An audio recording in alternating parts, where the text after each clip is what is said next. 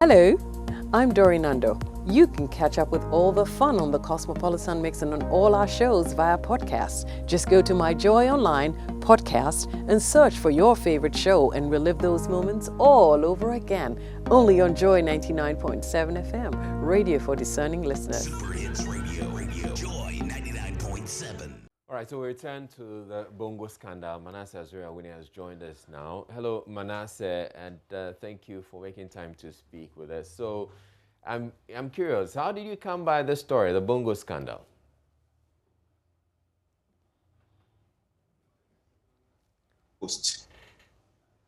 On a school in the Bongo district called Zoko SHS. And in that school, their structure, that's their dining hall structure, which was a temporary structure, collapsed. And so as we speak, they eat in the open. So if it is raining heavily, they cannot take their meals. So it was that Facebook post that made somebody draw my attention to the fact that the assembly played a role in the collapse of the structure, in a sense that the money needed to do the project was not given. And so they did something that wasn't good enough, and it was just luck that when the structure collapsed, the students were not eating at the time. We may have recorded deaths. So in the course of that discussion, the person drew my attention to another issue involving the assembly. In fact, there are a number of allegations of wrongdoing of that nature in the assembly. So someone drew my attention to the fact that there was this contract, and then the assembly awarded the contract to themselves. That's management of the assembly, using a contractor's company without his consent, paying money and all of that. So it sounded unbelievable until I decided to delve into it. All right, and I'm sure once you got into it, you realized that there was a lot more to the story. I'm curious, is it just the case of, or is this happening just in Bongo, or there may be other assemblies where these things were going on?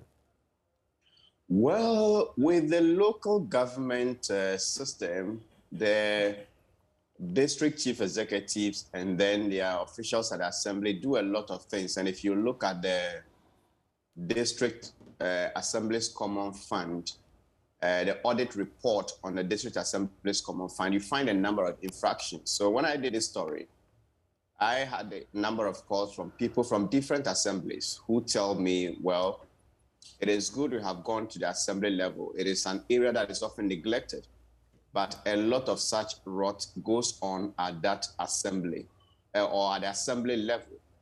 It may not be as brazen as this one, because this is the first time I have heard that the assembly actually awards a contract to itself, pays the money into the company whose account or the company that was used to do the contract, and goes to withdraw that money from the bank. I didn't know it was even possible to go and then do that. But a lot of other things are happening, except that in this case, it sounded unbelievable until I was able to speak to all the parties involved. Yeah. How far with the investigations? The ARP Apex Bank says it's looking into it. How far?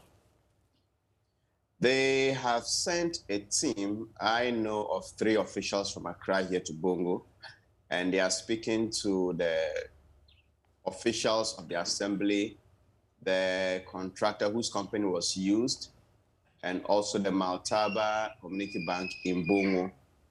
I have seen some statements they have taken from some of the people. For now, they said they wouldn't go out and then speak, but as time goes on, they would update us on what they are doing. So they've been there since last week, and I don't know whether they've finished and what they have found. I also heard that the Bank of Ghana was interested in the matter, and I'm hearing that some people are also planning to petition the special prosecutor and also charge on the same matter. In all of this, was the projects executed? Yes, I went to a number of the boreholes, at least 3 of them, and they had been executed. There was an allegation that, well, the project was executed because of the controversy that arose. The DC said, no, that isn't the case.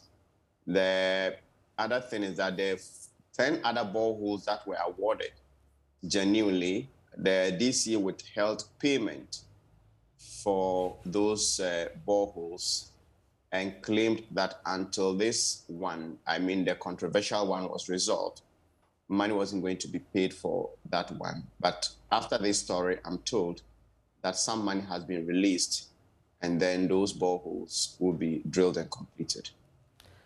All right, thank you very much, Manasseh Azura-Winnie, for bringing us up to speed with this latest work, the Bongo Scandal. And the Bongo Scandal will be airing right here on the JoyNews channel. Manasseh, you give us details on that. Yes, I am told it will air this evening at 8:30 p.m. on the JoyNews channel. All right. Thank you very much. So yes, we will be bringing you the Bongo Scandal right here on the JoyNews channel. Do stay tuned in. But thank you, Manasseh, once again for the work that you're doing, and Godspeed with the other investigations that you're pursuing.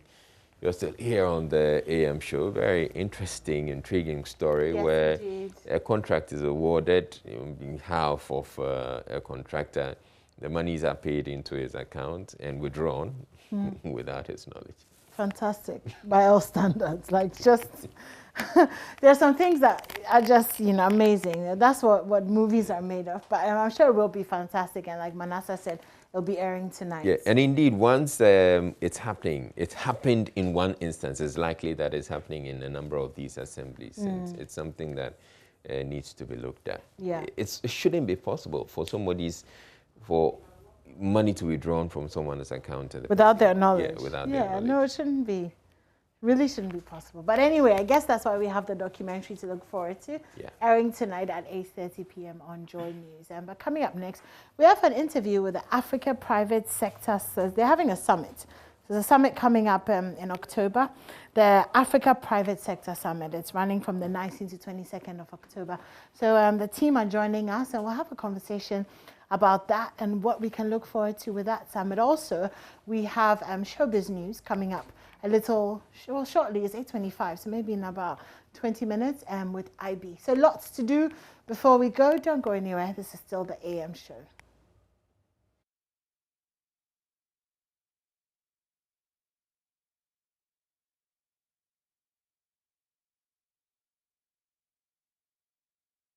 When the CEO of Apogan KA Enterprise, Asumbekere Karim Anabla, got a notification that 31,000 cedis had been withdrawn in cash from his bank account, he was alarmed. But what alarmed him more was the name that came with the alert: David Aruk. David Aruk is the engineer and head of works department at the Bongo District Assembly, and Karim said he had not permitted him to withdraw any money from his account. Roxanne Akugre is the lawyer Karim contacted to officially seek answers from the bank and the district assembly. We got instructions from our client in the nature of an award, a purportedly awarded contract to him. He's not aware that that contract has been awarded to him.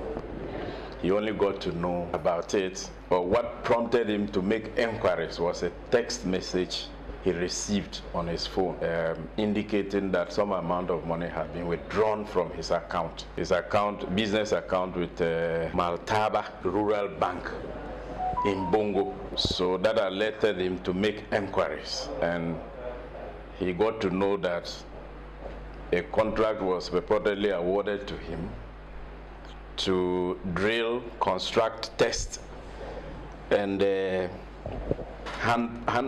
hand pump installation in some location unknown to him. And the district chief executive, Peter Ayimbesa, was the person who signed the letter awarding the contract to him. And the money was paid into the account without his knowledge, and it was withdrawn without his knowledge. Went to the Bongo Community Bank, Maltaba, and asked the manager. The manager told me that there was some contracts awarded to my company at Bongo Assembly. So they paid the money, and then they came and wrote the money. The Bongo coordinating director called me, Samuel Akanyanga, and pleaded with me that it was a mistake that they have used my documents. Then I told him that when you are using my documents, did you tell me anything? That's no. On June 14, 2021, an amount of 156,000 cedis entered and disappeared from Karim's account at the Maltaba Community Bank in Bongo under murkier circumstances than the first withdrawal from the same bank. This time, Karim did not get a notification. He suspected the bank had intentionally deactivated the alert to him. The first one, I got the transaction on my phone, but the second one, they disconnect me on the transaction. So I went and complained to them, and they told me there's a problem, and then my number have deleted to their system. So I should give them the number to connect me again. So I gave them the number 26th June. So they connect me on the transaction 26th June again. The chairman and two members of the board of the bank told me a technical problem resulted in the deactivation of notification to Karim. When Karim requested a statement of accounts from the bank, it did not indicate who withdrew the money. The narration that went with the withdrawal of the 156,000 was miscellaneous debits. The DC of Bongo, Peter Ayimbesa Ayamga, said the assembly could not have gone to withdraw any money from the contractor's account. So I was surprised that they said that assembly went back and made same withdrawal. As I said, I'm not aware that assembly went back to make withdrawal. Assembly cannot go to make withdrawal because the project does not belong to assembly. The monies were paid in the names of the company.